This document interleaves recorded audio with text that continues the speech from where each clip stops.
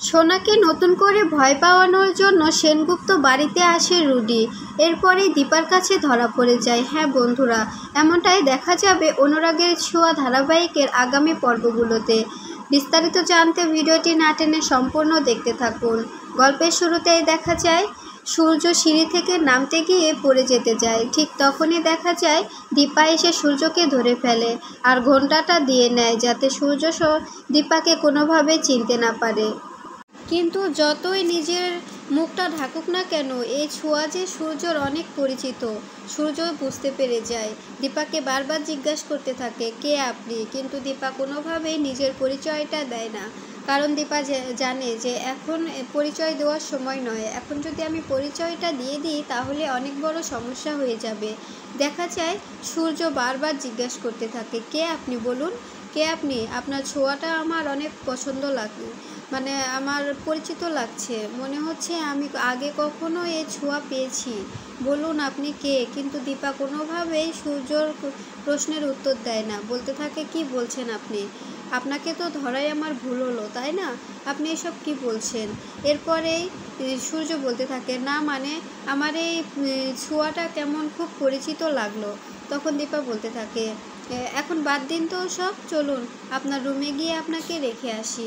এই বলেই দীপা সূর্যকে নিয়ে দোতলায় চলে যায় সূর্যর রুমে রাখার জন্য।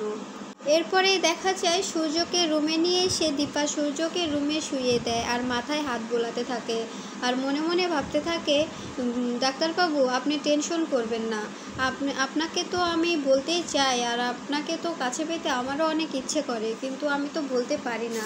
আমি খুব তাড়াতাড়ি আপনাদের সবটা সত্য বলে দেব, আমি সব সত্য ফাঁস করে দেব, ওদেরকে আমি শাস্তি দেবই। আর ওই শয়তান রুডি বেঁচে আছে, আমি জানি যে ও বেঁচে আছে, আমাকে তো এটাও প্রমাণ করতে হবে, আমাকে তো রুডিকে সবার সামনে আনতে হবে, আর সবার সামনে এনে ওকে তো সবার সামনে প্রডিউস করতে হবে, তাই না?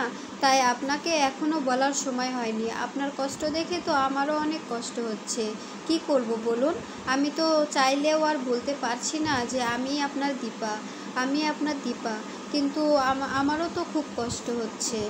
আপনাকেও তো আমাকে সুস্থ করতে হবে, আর আমার এই পুরো জার্নির পাশে, লড়াইয়ের পাশে আপনাকে আমার পাশে চাই। আমি এটাই কামনা করি যে আপনি আমার পাশে থাকবেন, কিন্তু আমি তো আপনাকে কোনোভাবে বলতে পারছি না। এদিকে দেখা যায় সোনা ঘুমিয়ে থাকে। ঠিক তখনই রুডি কুন্তলার কথা মতো সেনগুপ্ত বাড়িতে ঢুকে পড়ে আর রক্ত মেখে, মুখে চোখে রক্ত মেখে সোনার রুমে আসে আর সোনাকে ভয় দেখানোর জন্য। এরপরেই দেখা যায় সোনা ঘুমিয়েছিল। তখন রুডি সোনার রুমে এসে সোনার বেডের পাশে দাঁড়িয়ে থাকে। এরপরেই দেখা যায় রুডি সোনার কাছে গিয়ে বলতে থাকে, সোনা সোনা। তখনই এমন কথা শুনে সোনা ঘুমের মধ্যে চমকে যায় আর ঘুম থেকে উঠে রুডিকে দেখে চিৎকার করতে থাকে, চিৎকার করে বাড়ির সবাইকে ডাকতে থাকে, কিন্তু দেখা যায় কেউ শুনতে পায় না। এরপরে দেখা যায় সোনার চিৎকারটা সূর্যর রুম থেকে দীপা শুনতে পায়। দীপা তখন ভাবতে থাকে যে হ্যাঁ অবশ্যই তো আমার মেয়ের কোনো হয়তো মানে কোনো ক্ষতি হচ্ছে, এই জন্য ও এভাবে চিৎকার করছে, আমাকে যেতেই হবে। এরপরেই দেখা যায় দীপা সূর্যকে সেখানে রেখে সোনার রুমে চলে আসে। দীপা দৌড়ে সোনার রুমে আসার সময় দেখতে পায় সোনার রুম থেকে কেউ একটা বেরিয়ে যাচ্ছে, কিন্তু কে বেরিয়ে গেল? দীপা এটা ভেবেই সেই লোকটার পিছু পিছু করতে থাকে। এরপরে দেখা যায় লোকটা সিঁড়ি দিয়ে নেমে যায়, দীপাও পিছু পিছু করতে থাকে, কিন্তু দীপা কোনোভাবেই ধরতে পারে না। এরপরে দেখা যায় যখনই লোকটা মেন গেট খুলে যেতে যাবে ঠিক তখনই দীপা দৌড়ে গিয়ে লোকটার ঘাড়টা চেপে ধরে। এরপরে দেখতে পায় লোকটা আর কেউ নয়, সে ছিল রুডি। এরপরে দীপা রুডিকে ধরে বলতে থাকে, শয়তান, তুই আমাদের বাড়িতে আমার মেয়েকে এভাবে ভয় দেখাতে এসেছিস? তোর তো এত সাহস কোথা থেকে হয়? এরপরে দেখা যায় তখন রুডি বলতে থাকে যে আমি মানুষ নয়, আমি ভূত। তখনই দীপা বলতে থাকে, তুই আমাকে ভূতের ভয় দেখাচ্ছিস? আমি তো তোকে দেখে ভয় পাবো না, কারণ আমি জানি যে তুই ভূত নয় আর তুই রুডি। এরপরে দেখা যায় দীপা রুডিকে ধরে অরমধলাই দিতে থাকে, কিন্তু রুডিকে দেখে দীপা কোনোভাবেই ভয় পায় না। এরপরে দেখা যায় রুডিকে মারতে মারতে দীপা বারবার বলতে থাকে, তুই এখানে কেন এসেছিস বল? আমার মেয়েকে ভয় দেখানোর জন্য? আমার মেয়েকে ভয় দেখিয়ে আবার আমার থেকে দূরে করে দিবি, এই জন্য এ বাড়িতে তুই ভূত সেজে এসেছিস, তাই তো? তখন রুডি বলতে থাকে আমাকে প্লিজ ছেড়ে দিন, কিন্তু দীপা কোনোভাবেই রুডিকে ছাড়ে না। এরপরে দেখা যায় দীপা রুডিকে খুব মারতে থাকে। এরপরেই সবাই চিৎকার শুনে নিচে নেমে আসে। তখন দেখা যায় বাড়ির সবাই দীপাকে বলতে থাকে, কে আপনি ওনাকে এভাবে মারছেন কেন, আপনি এভাবে মারছেন কেন? ঠিক তখনই দেখা যায় দীপা মুখটা ঢেকে নেয়। এরপরে বলতে থাকে উনি এসেছিল উপরে সোনার রুমে, আর ওকে ভয় দেখানোর চেষ্টা করছিল। আমি বুঝতে পেরেই ওনাকে পিছু করি, তারপরেই ধরতে পারি। তখন রুডিকে দেখে সবাই চমকে যায় আর বলতে থাকে, রুডি তুমি বেঁচে আছো, তুমি বেঁচে আছো? তাহলে এত বছর তুমি কোথায় ছিলে, আর এতদিন আমাদের এভাবেই হ্যারাসমেন্ট করেছো কেন? রুডি এমন সবার কথা শুনে চমকে যায়, কিছু কি বলবে ভাষা খুঁজে পায় না। এরপরেই দেখা যায় রুডি আমতা আমতা করতে থাকে। এরপরে সূর্য বলতে থাকে, কে কে উনি? তখন বাড়ির সবাই চুপ হয়ে যায় আর বলতে থাকে, মনে মনে বলতে থাকে, যদি সূর্যকে এইসব ব্যাপারে বলি তাহলে তো সূর্য আরও অসুস্থ হয়ে পড়বে, তখন তো আমাদেরই অনেক বড় ক্ষতি হয়ে যাবে, তখন আমরা কি করব?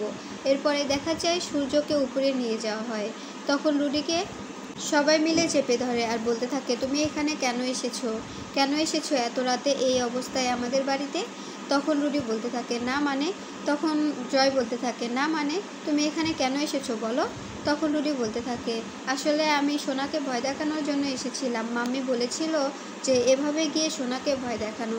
তখনই বাড়ির সবাই চমকে যায় যে কুন্তলা এভাবে ওদেরকে ধোকা দিল, ওদের পাশে থেকে এভাবে নিজের ছেলেকে উস্কিয়ে দিয়ে আমাদের বাড়ির পিছনে লাগিয়ে দিয়েছে, আমাদের মেয়েকে এভাবে দিনের পরে দিন রাতের পরে রাত ভয় দেখাচ্ছে। তখন প্রবীণ রুডিকে বলতে থাকে, তোমার মা কোথায়, কুন্তলা কোথায়, কুন্তলাকে তুমি এখানে এক্ষুনি আসতে বলো। তখন রুডি বলতে থাকে, আমি জানি না। তখন প্রবীর বলতে থাকে, তুমি জানো না মানে? তুমি তো একটু আগেই বললে যে তোমার মার কথায় তুমি এখানে এসেছো, তোমার মাকে না আনলে তোমাকে ছাড়া হবে না, আর তুমি কেনই বা এভাবে মরে যাওয়ার নাটক করলে এটাও তো আমাদের জানতে হবে, তাই না? তোমাকে তো আমরা পুলিশে দেব, তোমাকে তো আর আমরা ছাড়ছি না। তখনই রুডি বলতে থাকে, প্লিজ আমাকে ক্ষমা করে দিন, আমি আর এই ভুল কখনো করব না। এরপরে দেখা যায় সোনাও চিৎকার চেঁচামেচি শুনে নিচে আসতে চায়, কিন্তু ঘুমের ঘরে থাকার কারণে সোনা কোনোভাবে বিছানা থেকে উঠতে পারছিল না। এরপরে সোনা তাও চেষ্টা করে বিছানা থেকে নেমে নিচে আসে, আর রুডিকে দেখে সোনা ইমোশনাল হয়ে যায় আর বলতে থাকে, রুডি তুমি বেঁচে আছো? তাহলে আমাকে এতদিন এভাবে কষ্ট দিলে কেন বলো? তুমি আমাকে এভাবে কষ্ট দিলে কেন? আর তাহলে তুমিই আমাকে বুঝে যে ভয় দেখাতে কেন? তুমি আমার সাথে এমনটা কেন করলে বলো? আমি তোমার কি ক্ষতি করেছিলাম, তুমি আমার সাথে এমনটা করতে পারলে?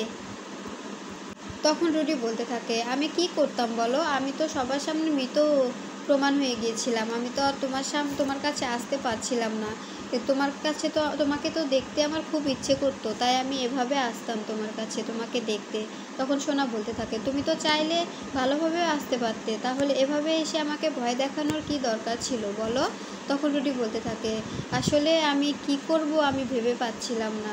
মম তখন আমাকে বলল যে এভাবে গিয়ে তুই সোনার সাথে দেখা করে আয়, আমিও এলাম, কিন্তু তুমি তো আমাকে দেখেই ভয় পেয়ে গেলে।